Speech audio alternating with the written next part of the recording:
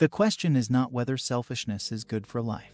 The question is how much selfishness. Too much selfishness is as bad for life as is too less selfishness. We must balance selfishness with selflessness. You can't give anything to anyone unless you first earn something for yourself. Some amount of selfishness is a must for happiness. It becomes a curse, however, when it becomes excess. 1. Selfishness is how nature works. If you believe in a divine force, God of any kind, how God designed every living being. The puppy or kitten coming out of its mother's belly, the purest of beings, goes for the best nipple and will push its siblings aside to defend it.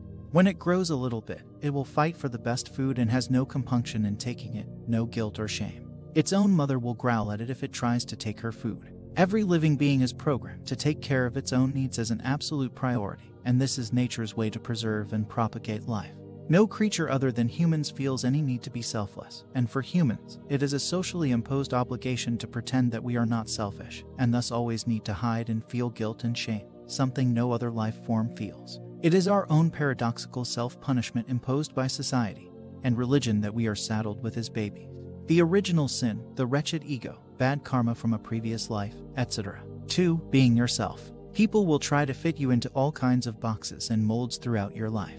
But if you're selfish, they'll have a hard time convincing you why what they think is best for you should supersede what you want to do. As a result, you will remain the best and unaltered version of yourself possible. 3. When we act selflessly, we impose an energetic debt on other people, since it is never real. If that debt is not paid, we get angry. I did all these things for her, and look how she repays me. I gave him everything and he betrays me. Ungrateful bastards, etc. When I do anything for anybody, I do it selfishly for myself, because it makes me feel good. I like to see them happy, I want them to like me, etc. So they never owe me anything, and thus my loved ones are free of any obligation and I am free of hypocrisy. The ones proclaiming that they do everything for others are the most hateful and resentful people. Mothers and fathers often wish to control their children's lives forever and keep reminding them how they worked hard or sacrificed careers and holidays for them.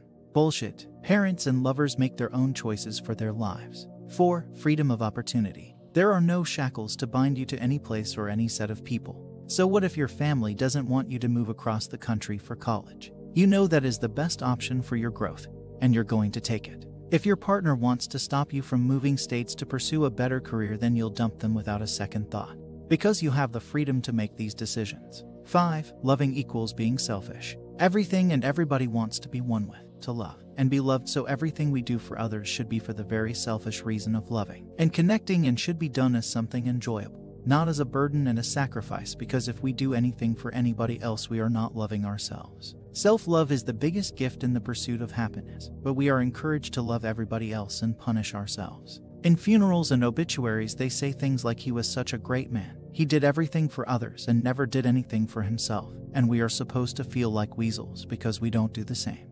Maybe we should compete who will sacrifice more and treat themselves worse and give medals accordingly. Why do you think depression and self-hatred are growing at such a rate? Because of these paradoxical social requirements that nobody can fulfill, and our subsequent need to hide our natural selfishness, nature's way of giving every creature the freedom and responsibility to take care of itself.